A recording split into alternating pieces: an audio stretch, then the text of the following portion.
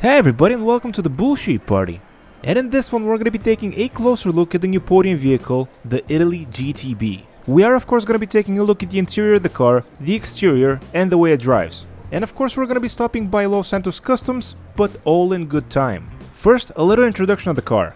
As you can see, this is a two-seater, two-door sports car that's in the super class that usually costs a little south of $1.2 million. And if you've seen my videos before, you know that I like to check the interactivity each car has, or in simpler terms, see what we can open on it. And I'm very happy to say here that on the Italy GTB, you can open both doors, the hood, and the trunk. And if you look at the gear lever, you'll see that this is a manual transmission car. You can see this in first-person mode, and probably a lot of people are gonna miss it, but I really love little details like that. And speaking of little details, let's see what the interior of the GTB looks like. Nothing special, nothing striking, but it does look rather expensive, especially with the Alcantara on the dashboard.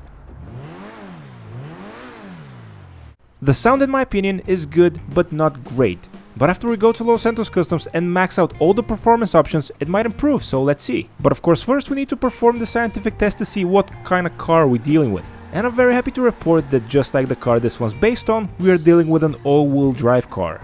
And as I start making my way to Los Santos Customs, it starts to rain, which is actually not a bad thing. Since I have an all-wheel drive car here, it's gonna allow me to see how good it is under wet conditions. And just keep in mind that the following is said about the stock version of the car that I'm driving right now.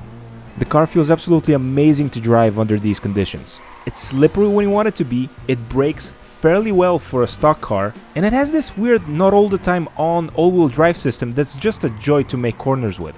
All in all, I'm incredibly impressed how the car is behaving, especially under these conditions.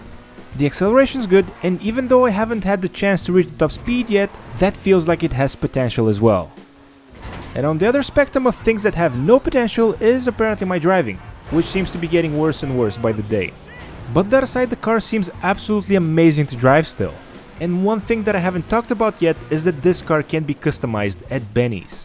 And if we can get this video to 200 likes, I'll make a second part to this video where I go to Benny's and transform it into the GTB Custom.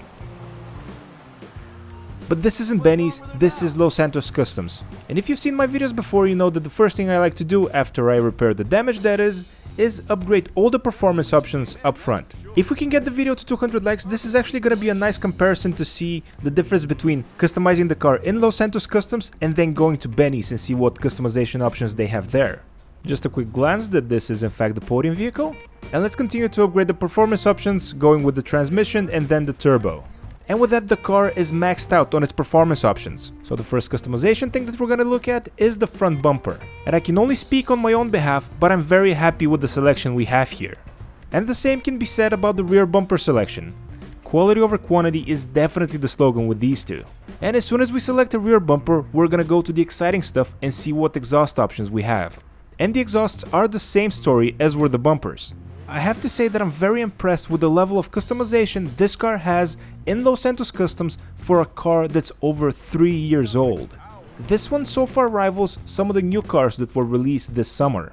And at this point in the video, as I'm customizing my hood, it's probably a good time to start talking about the car this one was inspired by. Did anybody say 570S? McLaren 570S, that is. That's right, from the front splitter to the exhaust, from the left mirror to the right, this car is an homage to the McLaren 570S. I know that I seem to like a lot of cars visually, and this is no exception. The 570S, at least again in my opinion, is one of the best looking cars of all time. In my eyes, it's better looking than the current McLaren models that are being produced this year. It has that it factor in the design, and this car perfectly replicates it and brings it to the universe of GTA Online. And will be included in the GTA 5 single player for GTA 5 on PlayStation 5, for some reason. And the spoiler selection definitely does not disappoint. Unlike with some cars where the traction bar remains the same regardless if you have a spoiler or not, here the traction bar increases if you put on a spoiler.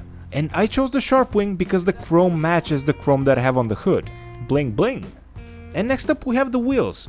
And I don't believe you're able to buy these particular ones from the store, but that's okay because I don't really like them. So let's go over the wheel options and select ones that look at least halfway decent. These look halfway decent. And with the rim selected, the last thing we need to do before respraying the car is selecting the right window tint. Sports car, we want people to see us, so let's go with the light smoke option and go to the main event, which is selecting a color for this one. As I do every week, I asked you guys, the viewers, what color do you want me to make the car in this video? And with over 2100 people voting, over 60% of you wanted the color to be midnight blue. And that's exactly what we're gonna do for this one. Thank you so much to everybody who voted, and if you want to see your favorite color featured in next week's poll, make sure you leave it as a comment in the comment section down below. Only thing that I want to change on this color is the pearl scent, and let's go with a nice surf blue for that one. Perfect. And choosing the secondary color, blue always goes well with, you guessed it, red. The brake calipers are already red, but there's nothing much we can change in terms of secondary color. And then I remember the roof options. I distinctly remember one of the options having a secondary color on it. And of course, I was right. Whether you like how it looks, that's a personal preference, I think, but what you can't deny is that it makes it very, very recognizable. In red. And with that done, the last thing that we need to do is change the color of the rims. Having black rims is great and all, but I don't think it works good with this color. And of course, I'm definitely not gonna make them red because it just looks stupid. So what I'm looking for here is something a little bit lighter, something maybe grayish, like a light stone color. And there we have it. It's finally time to go outside and see how the car performs. And of course, in the time I spent in Los Santos Customs, it started pouring outside. Which might not be such a bad thing after all. But I'm curious, do you like how the car looks? Give it a rating between 1 and 10 in the comment section down below to let me know. As for how the car feels after we upgraded it, well, it feels even better than it did before. As you can see, it's even slighter than before, but it's very controllable. It's extremely fun to drive. I am genuinely having a blast with this all-wheel drive supercar. Who would have thought I would consider this car to be a hidden gem? Even though I'm driving on completely wet and slippery roads, the car handles perfectly, it has enough traction to keep going, and it has brakes. It's definitely worth it and very fun to drive it under these conditions, but what about when it's sunny outside and everything is dry? Is it gonna handle good?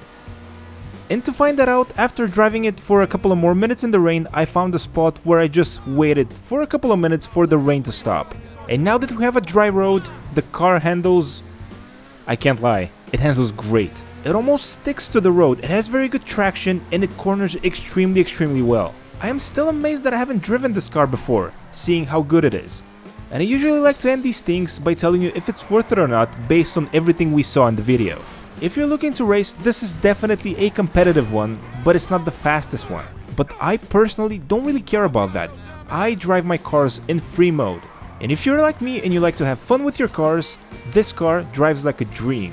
And even though this car is this week's podium vehicle, I can definitely say that it's totally worth it to get it, regardless if you're getting it for free or paying 1.2 for it. And it's durable. And with that, I think it's time to end the video. And thanks to everybody who watched the video and voted on the poll, hopefully you had fun. And if you did, please consider giving the video a like, it really does help out the channel a lot. Subscribe if you're not yet subscribed, and I'll catch you in the next one.